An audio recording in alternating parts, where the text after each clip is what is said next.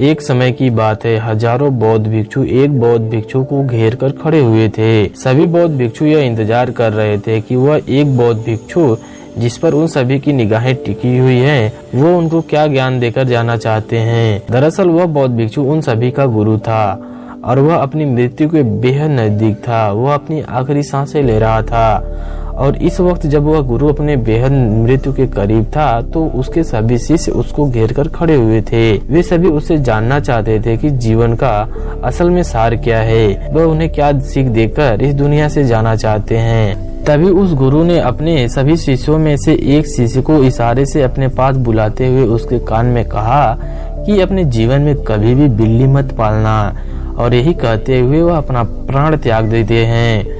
और यह बात उसको ना समझ लगती है। सभी शिष्य उससे पूछ रहे थे कि तुम्हारे कान में गुरुजी ने क्या कहा, तो वह सबको अपने गुरु द्वारा बोले गए शब्द दोहराते हुए कहता है कि अपने जीवन में कभी भी बिल्ली मत पालना।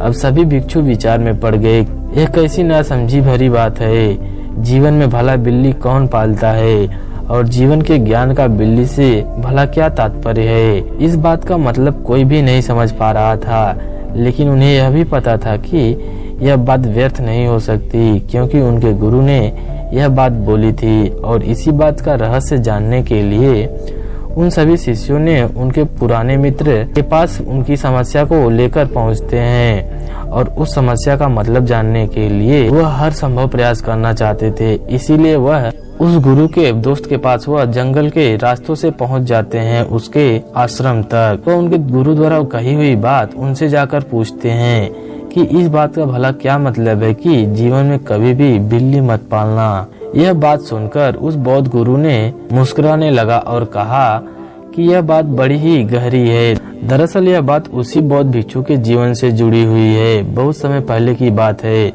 जब तुम्हारे गुरु ने संन्यास लिया था तो उन्होंने अपना पूरा जीवन बौद्ध भिक्षु बनकर जीने का निश्चय लिया था और उसने अपने परिवार को त्याग दिया था।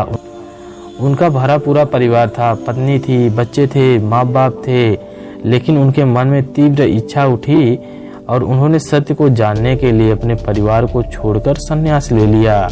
इसके बाद वह अपने घर को छोड़कर किसी दूसरे नगर में पहुंच गए और वहां एक स्थान पर रहते हुए भिक्षा मांगकर भोजन करने लगे। अब उसके पास सिर्फ भिक्षा मांगने के लिए कटोरा और पहनने के लिए 2 वस्त्र ही थे। कुछ दिन ही बीते हुए थे कि उसके कपड़ों को एक चूहे ने कुतरना शुरू कर दिया। उसके पास 2 ही कपड़े थे और वह चूहा दिन प्रतिदिन उन कपड़ों में छेद करता जा रहा था। इससे वह बहुत ही परेशान हो गया था बौद्ध भिक्षु।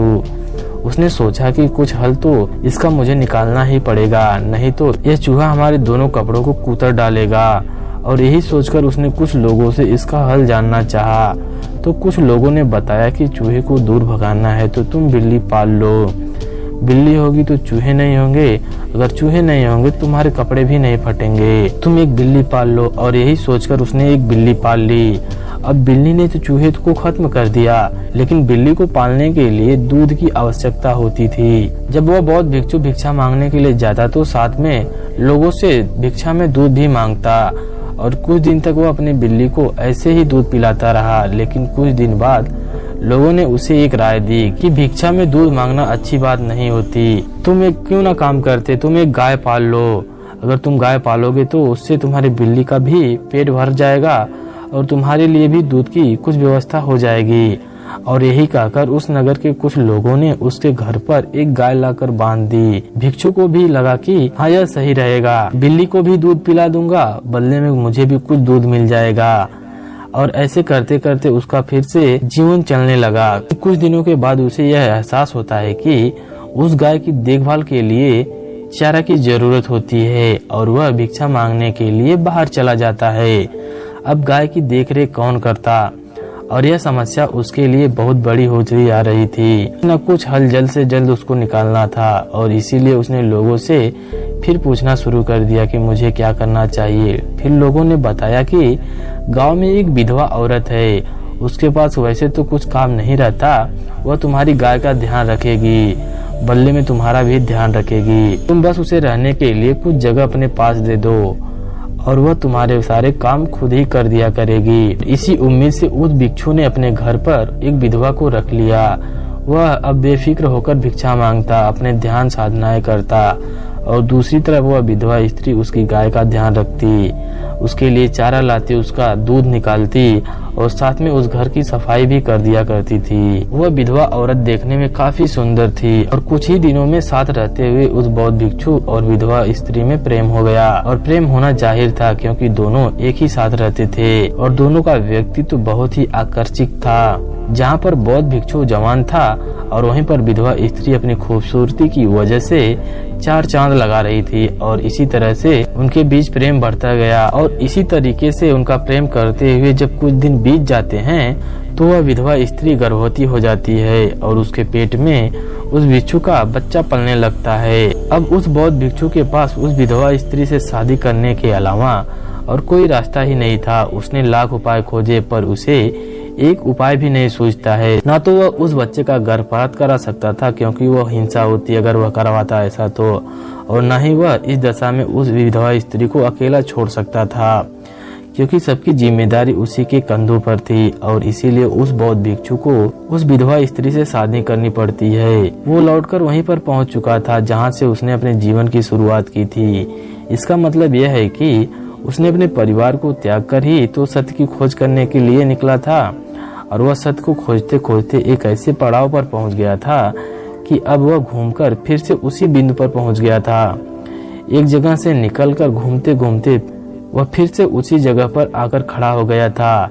उसने दूसरी शादी कर ली थी, दूसरा परिवार बसा लिया था। अब उसे यह एहसास होता है कि इस सब की फसाद की जो जड़ थी वह बिल्ली थी। अगर मैं अपने जीवन में बिल्ली नहीं पालता तो शायद सत्य को प्राप्त कर पाता। और इसी की अफसोस के साथ तुम्हारे गुरुजी ने अपना प्राण त्याग दिया। बौद्ध भिक्षु ने अपनी बात जारी रखते हुए उन सभी को बताया कि हम सबके जीवन में किसी न किसी रूप से यही कहानी चलती रहती है। एक वस्तु से निजात पाने के लिए हजारों ऐसे वस्तु को अपने आप से जोड़ लेते हैं, रिश्ता बना लेते हैं कि वही चीजें हमारे लिए आगे चलकर सिर्फ दर्द बन जाती हैं। किसी शादीशुदा को कोई लड़की पसंद आ जाती है, उसके मन को चूहे ने कुतर दिया और वह उसको चैन से जीने नहीं दे रही और इसीलिए उसने आगे बढ़कर उससे रिश्ता बना लिया। और अब उस रिश्ते को बनाए रखने के लिए उसे हजार झूठ बोलने पड़े, अपने परिवार से, अपनी पत्नी से, और लास्ट में यही पाएगा कि यही गलती वह अपने अतीत में कितनी बार कर चुका है और फिर उसे उसी जाल में आकर फंस गया। उसका कोई निष्कर्ष नहीं निकल रहा है। इस माया जाल में हमारा मस्तिष्क अटका हुआ है। हम वही गलतियां अपने जीवन में दोहराते रहते हैं, बार बार दोहराते रहते हैं और दोहराने के बाद हम सोचते हैं यह गलती फिर से कर दी, लेकिन फिर भी उसको बदल नहीं पाते। इन सब समस्याओं का मुख्य जड़ होती है हमारी वासना। जब हमारे मन में वासना अपना घर कर जाती है तो हम उनको पूरा करने के लिए तरह तरह का प्रयोग करते हैं और वासनाओं को पूरा करने के लिए हमारा मन अपने ही बनाए हुए भ्रम जाल में फंसता चला जाता है और आखिरकार हम पाते हैं कि हमारी वासनाओं ने हमारे मन को अपना गुलाम बना दिया है और हम चाहकर भी अपनी वासनाओं से छुटकारा नहीं पा रहे।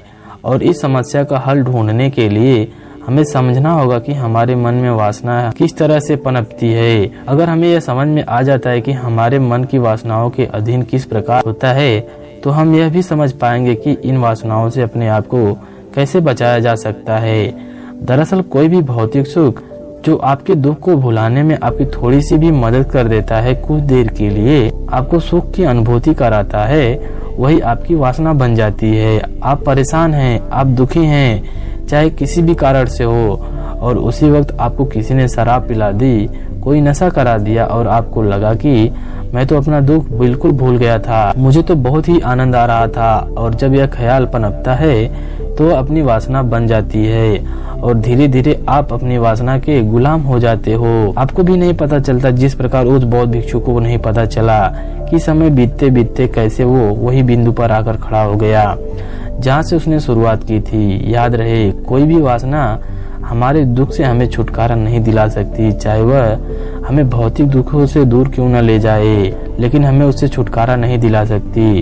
उनसे छुटकारा पाने के लिए तो हमें समझ से काम करना होगा, अपनी सोच से काम करना होगा। उससे दूर भाग जाना, खुद को छुपा लेना, यह उसका हल नहीं हो सकता। अगर मन को कोई दुख है, कोई समस्या है, कोई परेशानी है, तो कभी भी उसको किसी और माध्यम से शांत करने के लिए, भूल जाने के लिए कोशिश मत करना। बस यही समझना कि दुख हर एक के जीवन में होते हैं। हमें यह शरीर मिलना खुद ही एक दुख है, सबसे बड़ा दुख है। आज शरीर स्वस्थ है, जवान है, लेकिन कल यह भी बूढ़ा हो जाएगा, हमसे चलना फिरना मुश्किल हो जाएगा। तो यह शरीर खुद ही एक दुख का कारण है। इससे बड़ा दुख और क्या हो सकता है। इसलिए अपने दुखों का मूल मिटाने के लिए उसको प्रवृत्ति को समझो और यह समझो कि दुख इस शरीर को हो रहा है। यह दर्द, दुख, भावनाएं इस मन की है, इस मस्तिष्क की नहीं है। आप कुछ और हैं, आप अलग हैं। जो कि आप बहुत ही शांत हैं, बिल्कुल मौन हैं। वह शरीर आपकी नहीं है, तो दुख आपको कैसे हो सकता है, वह समस्याएं आपकी कैसे हो सकती हैं।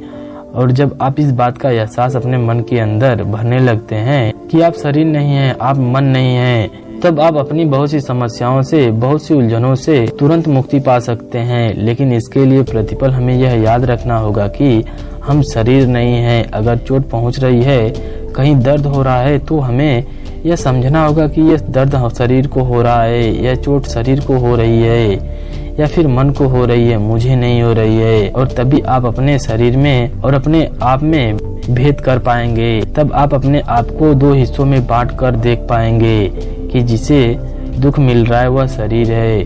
जो यह देख पा रहा है कि यह तो शरीर को मिल रहा है, वह साक्षी है, वह आप हैं और वही आपका वजूद है।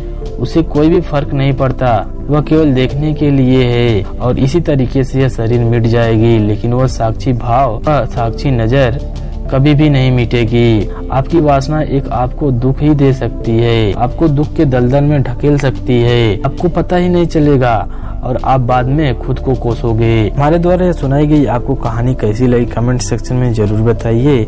ऐसी ही और वीडियो देखने के लिए हमारे चैनल को जरूर सब्सक्राइब कीजिए। अगर आप हमारी इस वीडियो को फेसबुक पेज पर देख रहे हैं, पेज को प्लीज फॉलो कीजिए। धन्यवाद।